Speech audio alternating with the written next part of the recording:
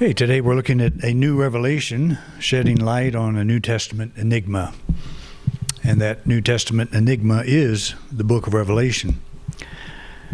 I had a request to actually do a series on the book of Revelation because the person asking, who is Linda, one of our YouTube members, part of our YouTube audience, that was also a member of a former church I had in Springfield, Missouri. So said she had a hard time getting her mind wrapped around Revelation. And I want to say, join the crowd. I have a much better understanding of it than I used to, and I have enough understanding of it to see how it is misused today by many people. And just doing research on this talk today, I kind of had all that brought up again, because you go on, you Google the book of Revelation or the Revelation of John, or however you want to approach that, and you'll find all kinds of mainstream commentary on what it means, what the different symbols mean, and so on. And so there's a very simple way to approach it.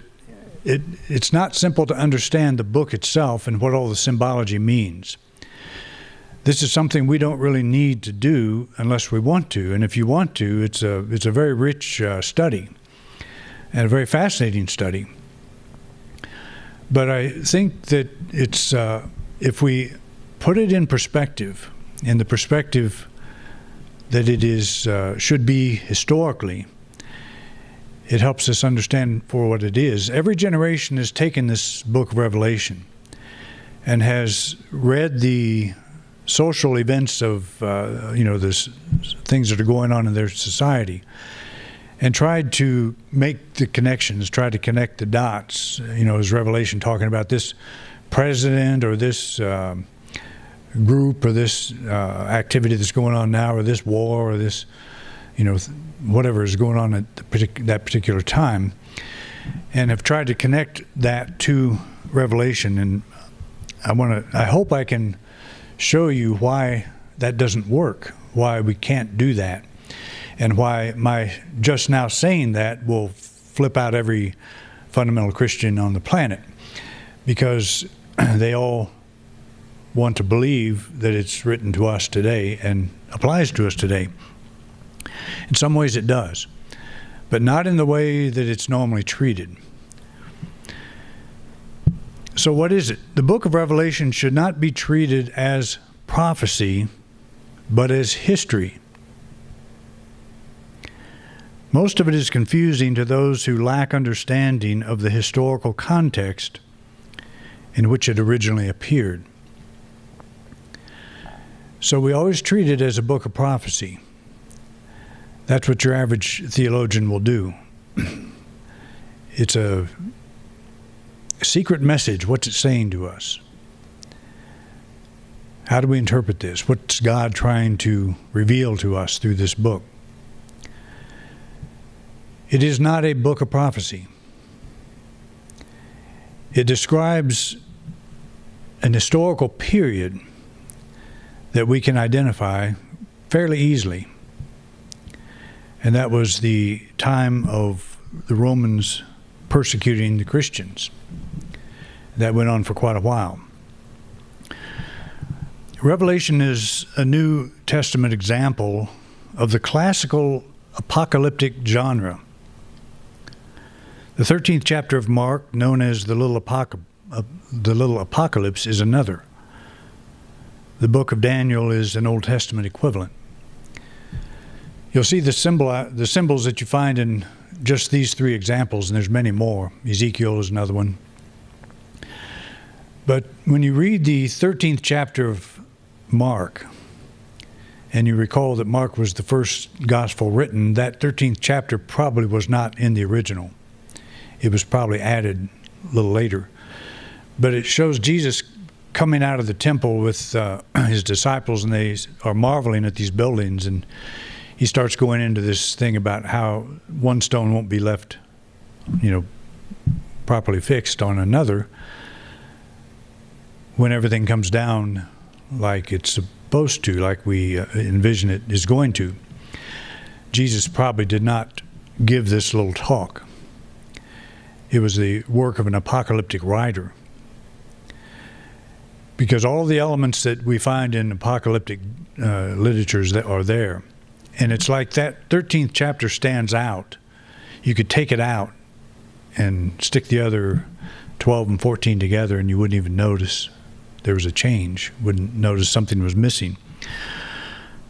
Apocalyptic writing typically appears when the authors producing it are part of a persecuted community. In the case of Daniel, the Old Testament example, the Jews were under Persian persecution, and it was severe. You would see the Persian army taking family members, executing them in front of each other, just doing horrific things that are beyond our understanding. Revelation appeared during the Roman persecution of Christians. It's said that some Roman emperors would actually set Christians on fire just to light up their gardens. And just horrendous things. It was illegal to be a Christian. And that was a kind of a slow buildup. There was one Roman ruler, governor, I can't remember his exact position, in what is now Turkey, in that province of the Roman Empire, Pliny the Younger.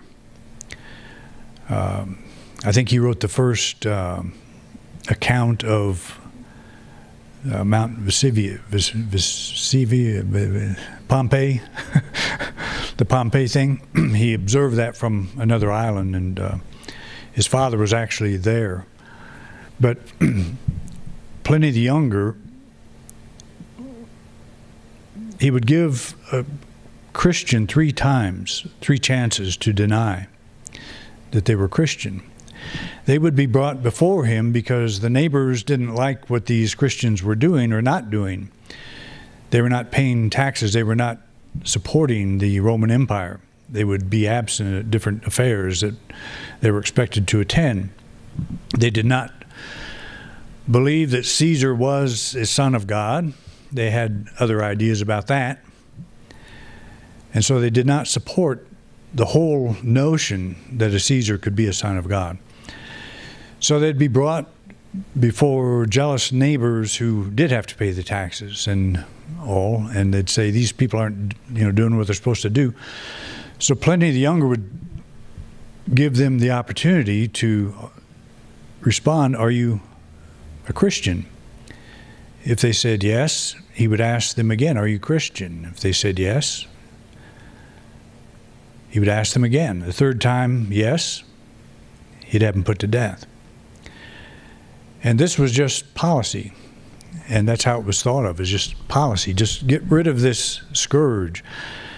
A lot of the people hated the Christians because, in those early days, because they thought because they weren't doing the proper sacrifices and so forth, that any problems that they would have, a pandemic would go through, or they'd have an earthquake and some great catastrophe, and it was because of the Christians.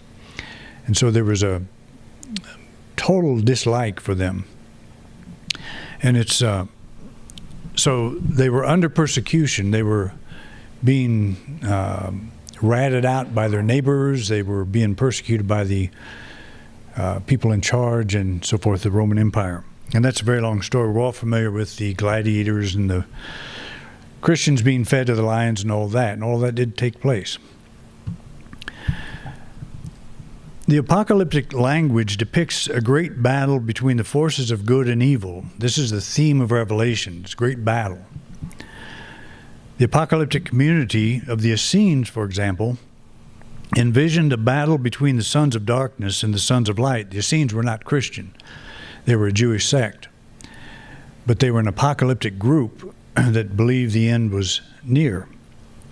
In their eyes, the sons of darkness included the Romans and Jewish leadership they believed had hijacked pure Judaism. The Jews had several sects within their own religion that were at war against one another. The Zealots were another. the Zealots believed that the Roman Empire should be militarily overthrown.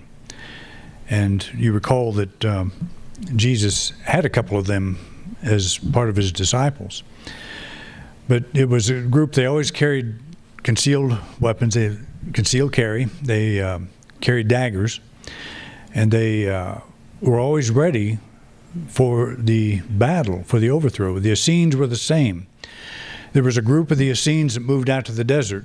You're all familiar with the Dead Sea Scrolls, and scholars believe that they're the ones that produced it. But they moved out to the desert because they didn't think the temple was being run properly, that it was corrupt.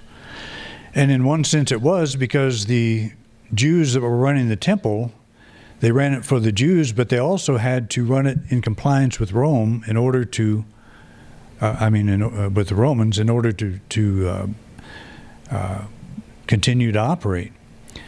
And that broke down. That relationship broke down eventually because the Romans were asking too much of the Jews, and finally the Jews began to rebel. And in 70 AD, the Romans, after about a 7-month and 7.5 month siege on Jerusalem, totally sacked the city and burned the temple to the ground. And that's 70 AD. That's when the first gospel appeared, Mark. But there was a lot of tension. There was tension within Judaism itself. So the end times, the way they saw it, it didn't necessarily mean the end of the world. It meant the end of an evil age, an evil era. And that could be us today. Suddenly everything changes and all of our problems, all of our enemies are put beneath our feet. It's hard to define who the enemy is today.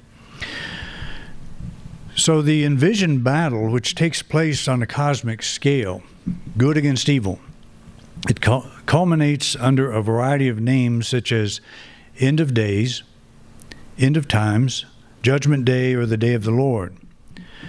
We must understand that these authors do not see the end times as the end of history, but as the end of the present evil age, when the oppressor is overthrown and the oppressed emerge victorious. Again, the Essenes envisioned the overthrow of the Jewish leadership that they felt was corrupt and had sold out to Rome, as well as the Roman Empire itself. And actually the Essenes set out to destroy Rome in a military coup, but instead Rome totally annihilated the Essenes. So it didn't work out for them.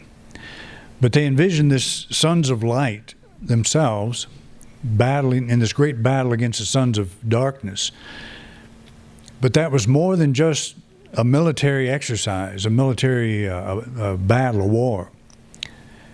It was the forces that we don't see. It was good against evil. That's how they saw it. And that the time would come when the good would overcome the evil. And this is the dominant thought when you do any research on Revelation at all. This is what you find, is the belief that there's evil in the world and it must be overcome. And the only way to overcome it is with God's help. It's a divine thing because we can't do it. We can't, carry it out. So Revelation spoke to that. But in the case of Revelation, it was the return of Jesus, the second coming, that would trigger this revolt or trigger this revelation or this revolution. And there were several times in Jewish history when, after Jesus appeared, one was called the War of Bar Kokhba, and it was about 132 A.D., I think it was, where this Jewish military leader rose up and actually drove Rome out of Jerusalem and kept them out for 3 years. And the Jews of that day, all the Jewish leadership, believed he was the actual Messiah. It wasn't Jesus. It was Bar Kokhba, Simon Bar Kokhba. I think he was a Jewish German He was a military general. And he led this revolt, but he was eventually overthrown, killed. And when that happened, they declared him an imposter. So he lasted 3 years. But they believed at that time that the New Age had begun. They even made coins. They struck coins that said this is the first year of, the new time. I don't know exactly how they said it, but archaeologists have found evidence of that, and it's pretty fascinating. But the Christians never gave up the idea that Jesus was the Messiah, that he would return, that Bar Kokhba was not him, that they had their Messiah. They didn't need another one. And so there was stress between Christians and Jews. And that stress grew to the point where Christians actually became separate. They were considered a Jewish sect for many years. And the Romans treated them that way. But they separated out after this revolt. And it's a very fascinating story, but it's a very complex story. It's hard to get everything in as much as I would like to. So there's another term that goes along with apocalypse, and that is eschatology. Eschatology concerns expectations of the end of the present age, human history, or of the world itself. The end of the world or end times is predicted by several world religions, which teach that negative world events will reach a climax. And that's kind of where we are today. Belief that the end of the world is imminent is apocalyptic in nature. Over time, it has been held by both by members of mainstream religions and by doomsday cults. You'll see Jehovah's Witnesses today kind of represent the premier end times group. Beth grew up in that, under that influence, so we're pretty familiar with it. And I've talked to a few of them on my doorstep. But there's a strong belief in some that the end times are here, they're coming, very close. But you see, Paul, this was one of his main teachings. And I think where a lot of us get it today, a lot of our theologians today get it, is Paul believed Jesus was going to return any moment. He was going to return in his lifetime. And when people that became believers in this idea, they started dying. And so they started asking Paul, what about these folks that are dying and the kingdom hasn't come yet?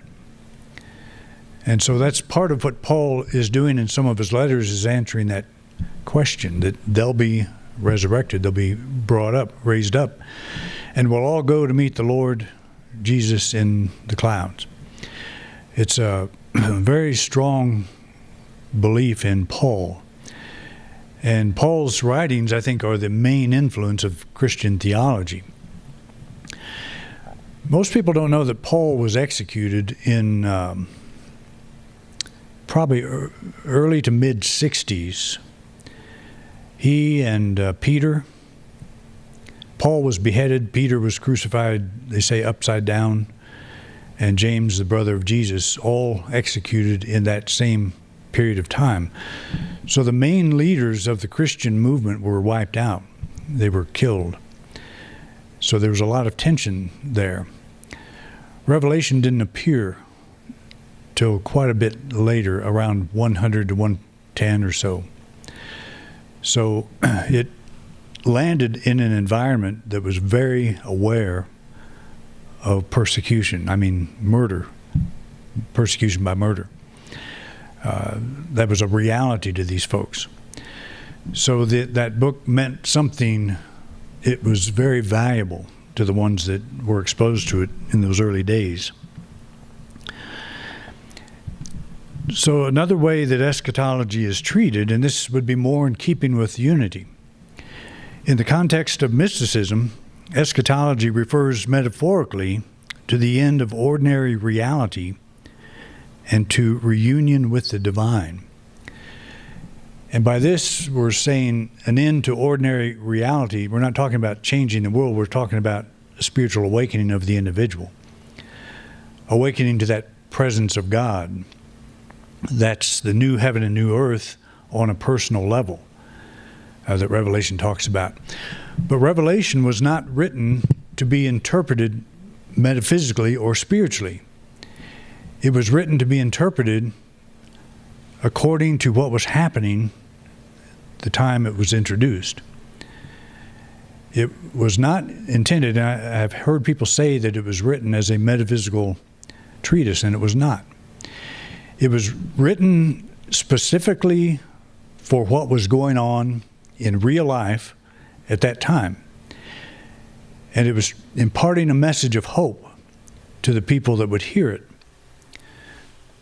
It was, I heard somebody say, a person I highly respected say that Revelation was, the author was under the influence of some hallucinogenic drug.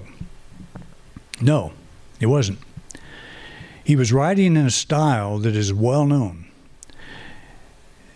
That would be like saying some romance writer was in an altered state when they wrote the romance. Whoever wrote Revelation, and it's attributed to John, but we don't really know who that was. It was not an altered state. It's a very concise presentation of apocalyptic writing. There are elements that are involved in that type of writing. It always includes the cataclysmic, cosmic events, stars falling from the sky, sun darkening, earthquakes, floods, fire, mainly fire. Early in the Old Testament, the earth was destroyed by floods, by water. But the Revelation predicts fire. That's the main agent of destruction. But this whole idea is the type of writing is very predictable. If you know what the apocalyptic genre is, you can point it out in a heartbeat. Just like when you're reading a mystery, or when you're reading a romance, when you're reading a Western. It's a genre that you understand, and if you are a fan of a particular genre, you expect to see all of the elements. It may be a different story. And in the case of the apocalyptic writer, all of the main writings, it's a different story. It's a different persecutor. It's a different situation. But it's the same elements. And so when we learn those elements, and one of the reasons I don't want to do a series metaphysically interpreting Revelation is because it's not a metaphysical document. And to try to tell everybody what each symbol represents is very difficult to do. There's so much. I could speak on Revelation for a couple of years, and I don't want to do that, and I don't think you want me to do that. But it is not written as a metaphysical document, a metaphysical treatise. It is written as an historical presentation to a group of people who are suffering. And so they get this message, and the bottom line really is hold fast. Jesus is coming soon. You read like the last line in the book of Revelation, last couple verses, and it says that exact thing. Revelation was a promise to the Christians that Jesus would soon return and overthrow the great beast that was Rome. You all heard about the beast, 666, all that kind of stuff. The book appeared somewhere around 95 to 100 AD. Christianity was not actually sanctioned by the Roman Empire until the reign of Constantine the Great, and that was between 306 and 337. And you're probably familiar with that story. But up to that moment, and Constantine had a dream, and the dream, he was about to enter battle, and the dream was he saw painted on the shields of his soldiers the sign of the cross. And he woke up and he had soldiers paint that cross on their shields, and they won the battle. And so he thought there's something to this Christian thing.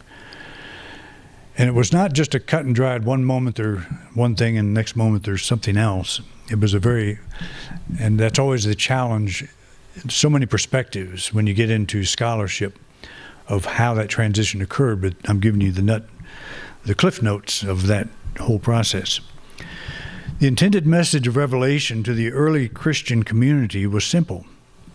Hold fast, the days of persecution are numbered.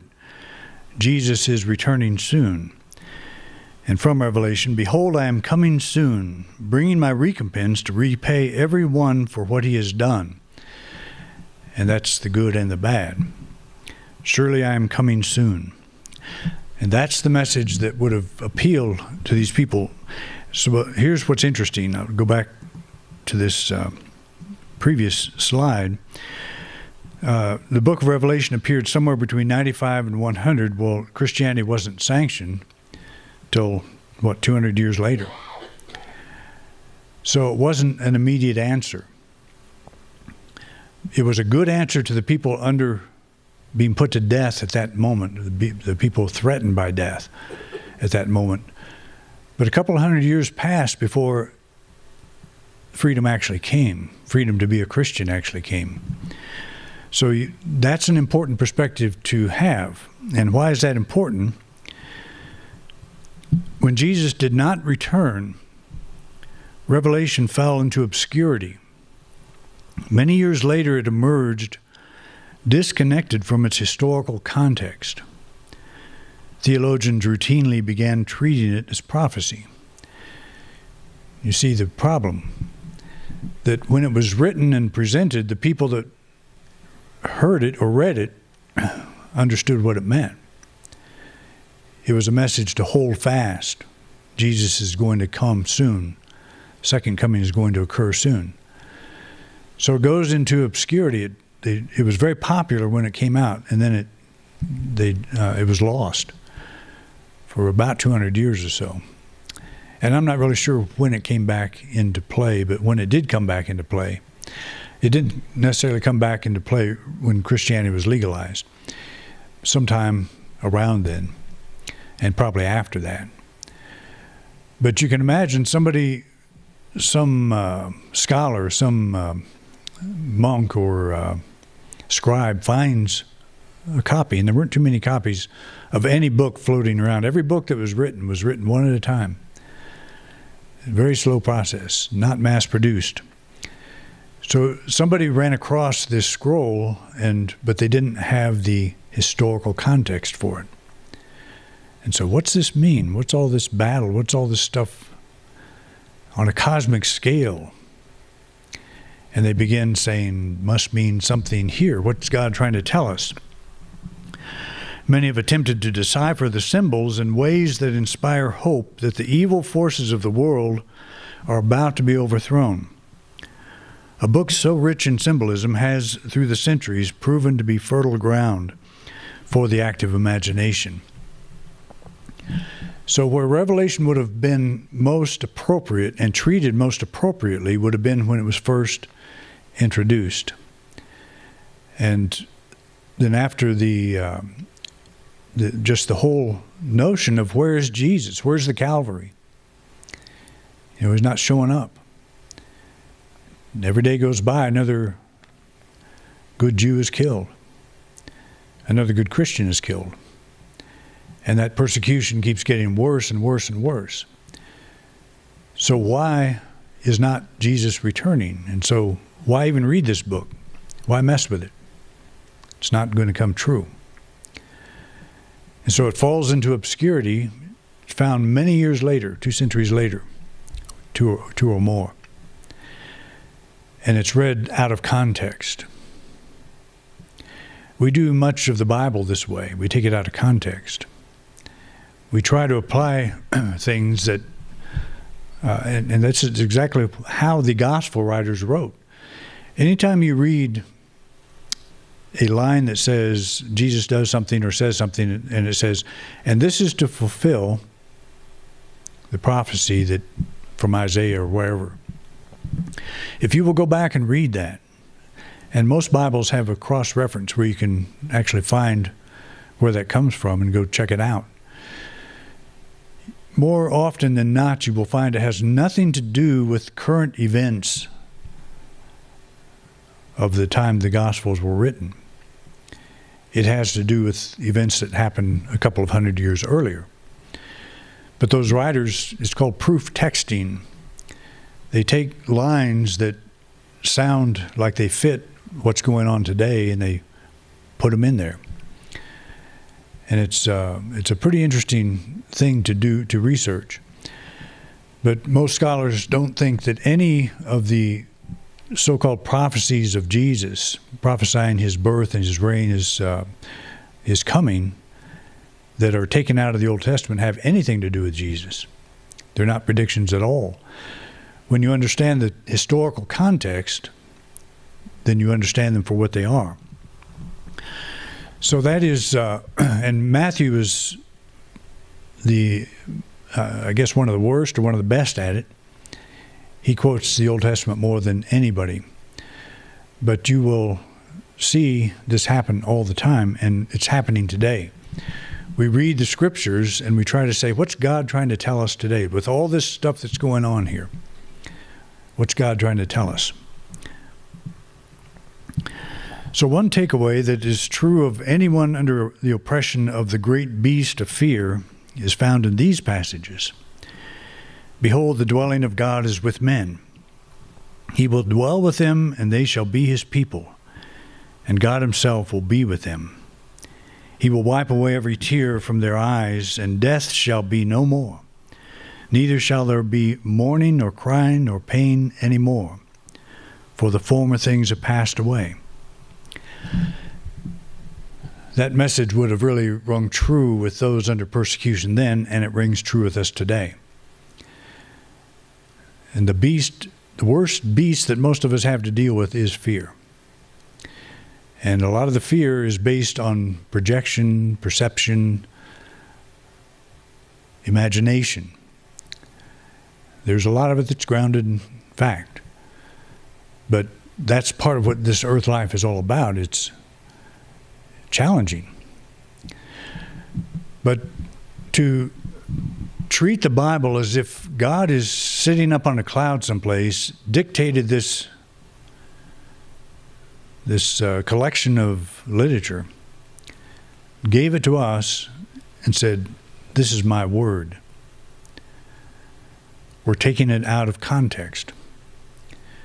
And yes, there's a lot of inspiration in the scriptures, but it's not what the believers in prophecy think it is. The second coming, the new Jerusalem that we're looking for, is a spiritual awakening within ourselves. Not something that's coming in the future. It's something that could happen anytime. It's a change of perception, a mystical experience.